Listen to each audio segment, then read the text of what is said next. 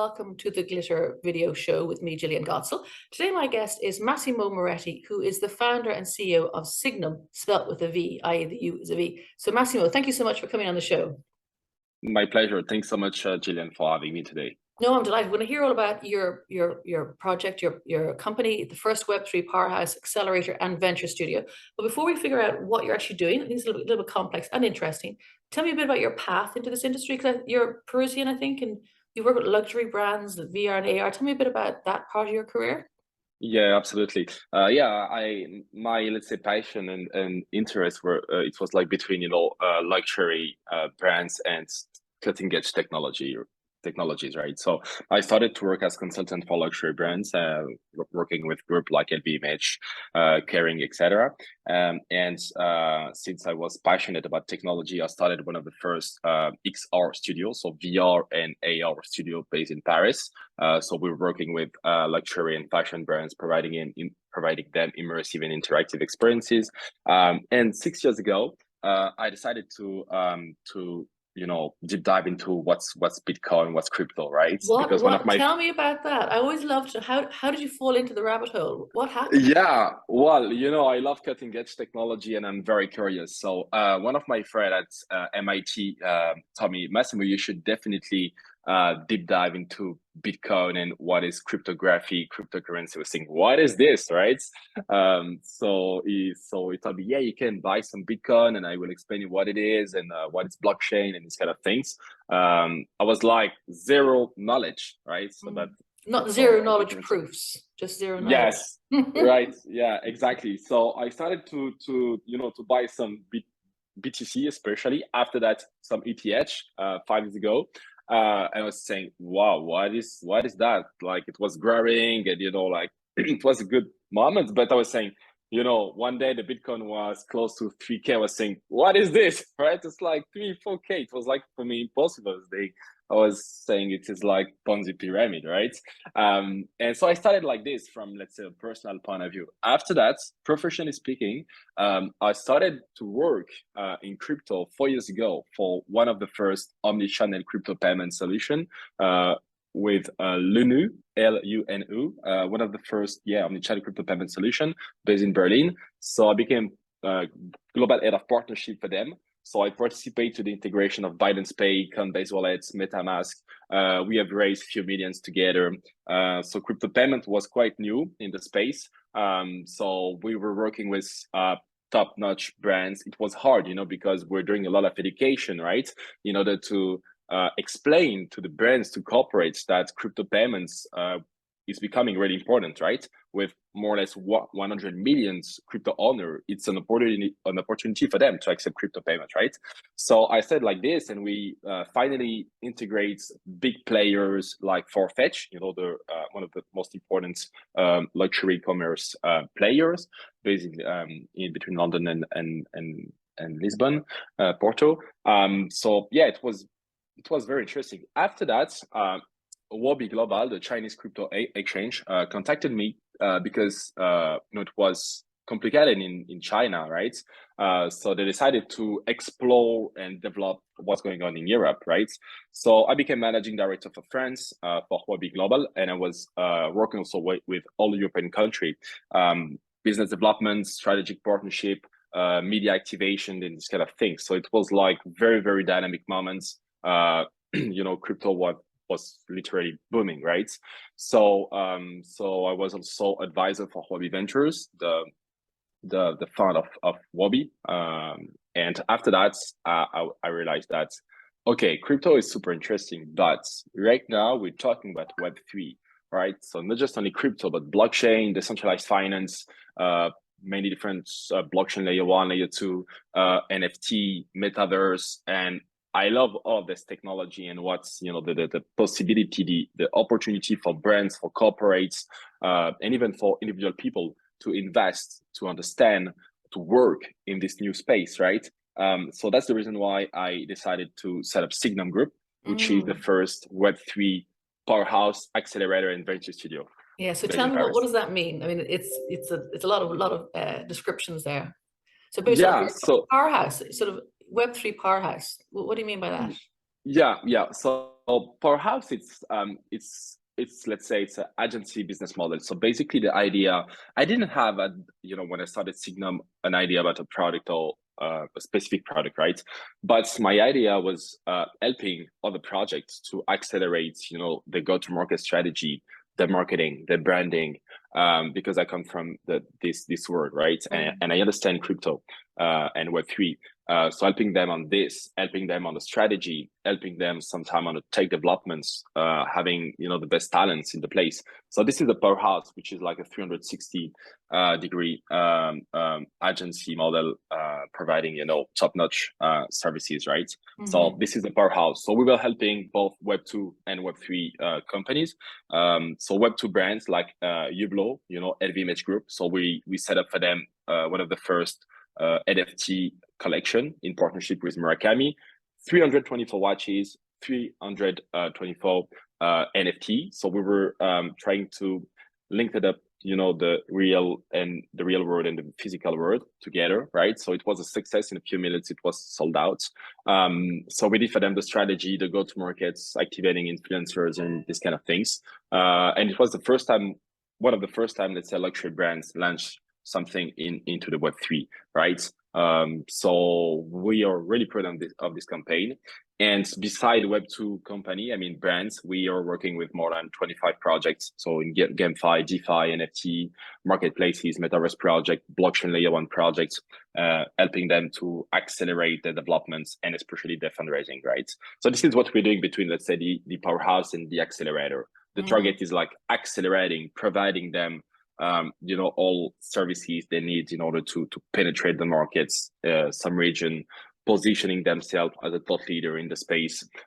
So basically, this is what we're doing through the Powerhouse and the accelerator, right? Yes. And we have the venture studio. Yes, and tell me about that. Yeah. So inside the venture studio, basically, my idea after providing some services, because I don't want to play too much with the money of investor, right? So that's why my company is profitable since day one. We didn't raise any fund, so that's why we're doing a lot of services, right? So it's let's say a specific model. But after that, in order to scale, some ideas, some products, sometimes you need to raise some funds. So that's why we have this venture studio where we are building product. And one of the product we're developing right now is a worldwide platform that will connect top-level investors with top-level project, right? Because, I was working that one by one, helping some entrepreneurs, some project to raise some funds, but there is a lack of efficiency. Why? Because it's quite hard to get connected with all the best investors and being sure that your project is respecting their investment thesis, right? So you're losing a lot of time as an entrepreneur, even as a VC, to get connected with the right people altogether, right? So that's why we're building this platform in order to help people to get connected. Yes, kind of a matchmaker, absolutely, but worldwide. Right now, there are not a lot of platforms that are providing, a worldwide matchmaking platform, right? So today we have a database of 750 investors, 800 projects. So the only focusing on Web3, right? This is our expertise. So the idea is like helping entrepreneur and investor to get connected together. Brilliant. So no, I like that. Yeah. You're right. So you're helping Web2 companies and maybe Web3 as well with the strategy, branding, product development, so they know what they're doing, and then also then matching them up to funding. Okay, so question for you: if someone wants to work with you, right, then be Web2, nearly Web3, whatever. What are the top 3 things they have to interest you? If I come out with my company, what do you want them to do? Yeah. So we're accepting, the most important thing is the quality of the team, is the quality of the people. Sometimes the product or let's say the product is not perfect, but the team is good, the team is sharp, and most of the time, 100%, the project will there is like some pivots, right? They will change a bit the business model, they will adapt in function of the market condition, the market context. So the team is really, really important. Sharp team, flexible team. Yeah, absolutely. This is the top one for me, the most important point, that's for sure. After that, of course, is the size of the market, which markets they would like to penetrate, and why now? Why this is the best moment to penetrate or try to penetrate this market right now, right? So this is the timing is very important, because you can have the best product ever, if the timing is not the right timing, you will have Oh, problem, right? yeah. It was my case, with VR and AR 5-6 years ago. It was not mature at all, right? So you're spending a lot of time in education, evangelization, etc., etc. So the timing is absolutely fundamental. So this is the second point, right? And the last point I would like to say is, I would like to say maybe the quality of the network, because as we are saying, your network is a net worth, right? When you're So taglines. So when you say network, you yeah, mean like the community of the people that they know. yeah, the community, absolutely. The community, we say exactly, absolutely, Jillian. Community is key. So let's say if the project already have like, not obviously a commercial traction, but a strong community that will be able to support them when they will launch something, right? So many projects, they have like a great product, but not a big community. So they need to invest more in the community. I think this is the last most important point. Community Okay. is key, that's for sure. Yeah.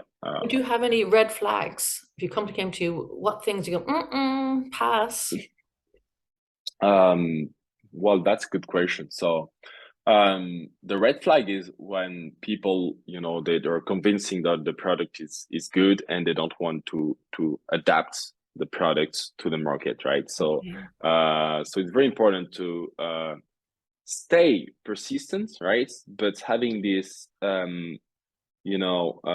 staying open-minded and understanding, the markets, where the market is going, what's the community feel, right? So asking, being really customer centric, right? This is, I think, one of the top success of Amazon and Jeff Bezos. So you need to obsess on the customer experience. You need to obsess on the product, and asking feedback in order to improve the product. So this is what we're doing. Because when the platform we're building, so we obsess by the customer experience, obsessed by the feedback of our customers and future users. So this is, That's interesting. You want obsessive, good obsessive. So yes. tell me then, when you're matching with the VCs, like crypto VCs versus like traditional VCs. Traditional VCs want equity. Crypto VCs don't want equity per se. It's kind of messy. So what are the pros and cons of working with these different VCs? Well, that's a very interesting question, Jillian. So basically, right now, when I started to raise some fund for this crypto payments solution, it was very hard because a lot of Web2 VC were trying to understand and trying to shift from, let's say, equity to token, but it was quite hard. Right now, many VCs I was talking with right now, they can invest in token, right? Because they understand that Web3 projects don't want to share too much equities, but they're more open for tokens, right? So right now, I think more and more, let's say, Web2 VCs are accepting to invest in token, and they have the possibility, right? Not 100%, maybe 20% more or less, which is not so much at hand. But yeah, I think all the founders right now I'm talking with, they prefer token than equity, but most of the time they're still open to share with investors some equity in order to have like real skin in the game, right? So and I think it's also important to have also some equity, because what happens sometimes the value of the token, it's not really representative regarding the quality of the project, right? So sometimes it's not 100% linked, right? So that's why it's important to have some equities for investors. That's right? interesting, because equity is kind of messy, isn't it? It is messy. It's more complicated. But then you're right, the token isn't always, it's token is cleaner, obviously, but then it doesn't necessarily reflect the long-term value, perhaps, or there's more issues at play. Oh, it's interesting. So tell me, exactly. You work with Rainbow. What attracted you to Rainbow, and what do you think about the tech? Why Rainbow? Yes, so I think the first point about Rainbow, I think, is as I was saying, so the founder, right, the team. So I met David and Khalid, and I think these guys, they're really complementary, right? So this is the first point. So the team is really sharp, and they're really complementary guys, right? So this is, I think, one of the most important points. The second point regarding Rainbow, I think, is their experience. So especially David and Khalid, they have like very, very strong experience and very deep understanding about like blockchain. So thanks to their past projects. So I think this is the second most important regarding Rainbow, and also because right now I think so Rainbow, they're positioning on layer one chain. Why, right? So I think the fact that they're like they can create a cross-chain liquidity hub, that's fantastic. They're simplifying the usage of this liquidity and draw in the non-crypto end user. They're also creating a blockchain that has excellent scalability by adding support for user-friendly programming languages, right? And thus reducing the time and effort to deploy. And the last point regarding Rainbow is that they connect this new blockchain to an easy-to-use mobile app to foster mass adoption. And mass adoption is absolutely a key point.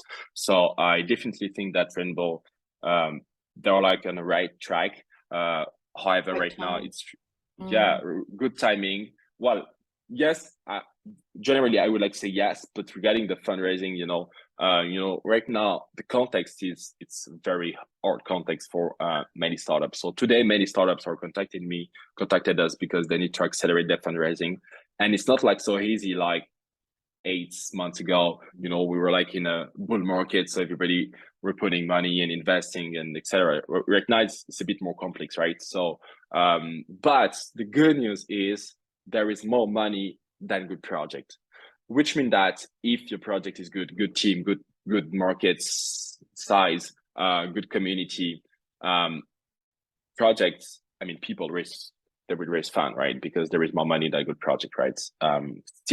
Still, even in a Web3. Yes, right. That's good to know for people watching this who think they've got a good project to be not disheartened. Which actually brings me on to my last question. You've been in this sector for 6 years. You've seen the finance side, the building side. You speak a lot of sense.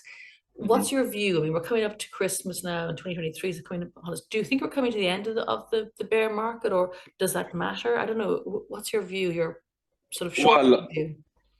Yeah, short term. No, I mean, short term, if we talk about this next months, the market will stay like this. There is no big change. We'll have the more or less the same markets regarding the crypto space, I think, from my point of view, right?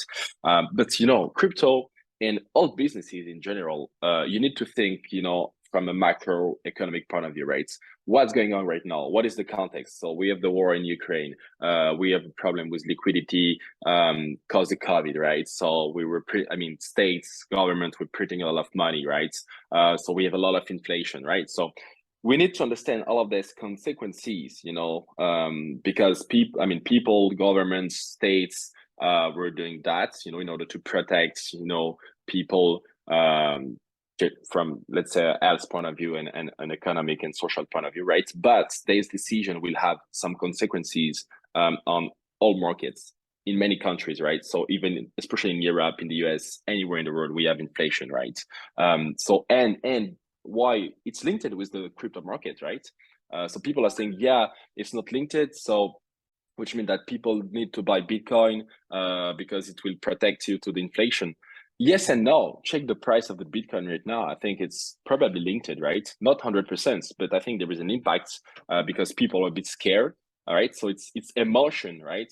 So it's like the classic stocks market, right? When people are afraid, they withdraw the money, and I think it's the same in crypto space, right?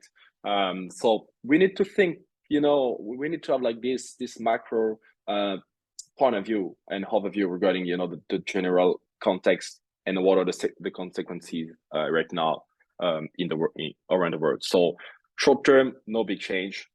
Probably this bear market will stay for a few months, maybe 1 year, maybe a bit less, but yeah, we'll stay, I think, in this bear market for the next few months. That's cool. And actually, my big takeaway from this conversation is that apart from what you look for in a company, which is very sound, makes sense, there's more money than good projects. So there's actually it's a positive thing. So if people want to reach you, people think that they are that good project, how do they reach you, Massimo? Well, they can contact me on LinkedIn. So I'm very active on LinkedIn. I'm trying to answer to everybody, me and my team. So more than happy to receive some messages from on LinkedIn. They can also contact me through the website. We have like a contact page. So yeah, we're accessible. With the U is the V, SIGNV. Yeah, absolutely. Yeah, signum.io. The U is the V, is the U Roman U, which is the V. Signum come from statue, the etymology of signum, which means statue, the fact to represent others, right? So it's a Greek / Roman Latin name. So yeah, our target like represents being the best ambassador for the people, the project we're working with. So this is the story of Brilliant. Thank you so much for your time. It's been really enlightening and encouraging. Thank you. Thanks so much, Jillian.